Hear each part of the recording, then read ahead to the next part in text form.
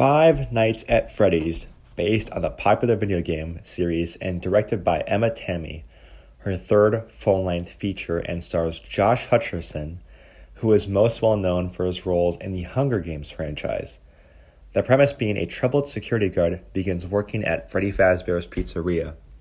While spending his first night on the job, he realizes that the late shift at Freddy's won't be so easy to make it through. Personally, I first became exposed to the games through the now iconic Markiplier playthroughs on YouTube. First of all, I'd like to say nice to meet you, Mr. Iplier. Nice to meet you, Mr. Jack Black. I was working on that joke for a while. I have vivid memories of playing the mobile games back in the day, and I honestly never thought this movie would be made due to all the directorial and studio changes, and like most video game films, they usually get released far after their popularity. I was skeptical to watch this at first due to the word of mouth I heard from my friends from their theatrical experiences. As of Sunday, November 26, 2023, the current user rating on Letterboxd is 2.6 out of 5, based on 508,000 users, which basically means that it's split between, people that like it, people that don't like it, or people just giving it 5 stars or half a star just for the memes. I decided to stream this on Peacock, and I think that was the right choice because I personally just did not like this movie. Josh Hutcherson was a solid choice for a lead character. I've only really seen him in supporting roles, and so I was down for a change. Matthew Lillard is also fun as the phone guy, and he's always maintained a solid screen presence for me, in my opinion. The production design matches the elements of the game.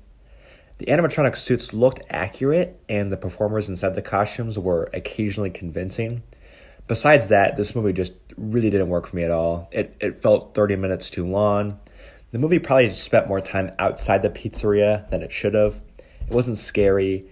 Any golden machete kills just get neutered by its PG-13 rating. Matthew Lillard plays 2 characters for some reason. Yeah, that twist always works. The whole story plot of Josh Hutcherson being this struggling brother, father-like figure can occasionally be effective, but for some of his delivery of dialogue, it's just straight laughable. It just takes forever for the story to tie all these stories together. You just forget why you cared in the first place. I understand that it's hard to adapt this game into a film because it would just get repetitive so quickly because this story stretches itself so thinly that it just becomes uninteresting. And it just questions yourself why you cared in the first place. Overall, I just thought this was a disappointing adaptation. I'm happy for Scott Cawthon that created the game, and I hope he enjoys this end result of a movie.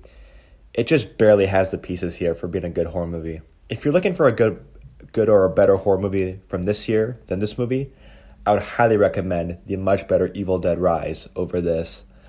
I think it was an interesting experiment, and I hope if any future sequels happen, I will just try to go in optimistically. I would personally rate this movie 1 bucket of popcorn or 1 out of 5 stars. A solid 2 out of 10 from me personally. Letter grade D. Good try, not the worst horror movie of this year so far. If you're going to watch this movie, I would personally recommend going to the Peacock route and just streaming it, but you may get a fun theatrical experience out of this, unlike my friends. Opposite from Five Nights at Freddy's, I watched a film called The Holdovers, directed by Alexander Payne and stars Paul Giamatti, who is most well known for his roles in films like 12 Years a Slave, Man on the Moon, Saving Private Ryan, The Lady in the Water, and The Truman Show. The premise being a curmudgeonly, that's a hard word to say, instructor played by Paul Giamatti at a New England prep school remains on campus during Christmas break to babysit a handful of students with nowhere to go. He soon forms an unlikely bond with a brainy but damaged troublemaker played by Dominic Sessa, and with the school's head cook, a woman who just lost a son in the Vietnam War, played by Davine Joy Randolph. As of Sunday, November 26, 2023, the user rating on Letterboxd is 4.2 out of 5, based on 60,000 users, and is currently 242 on Letterboxd's official top 250 narrative feature films.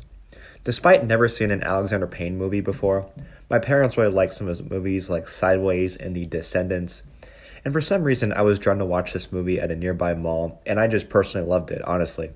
I'd go as far to say that it cracked my top 10 films of the year. Despite a 133-minute runtime, I didn't really feel the pacing until about the last 15 minutes or so.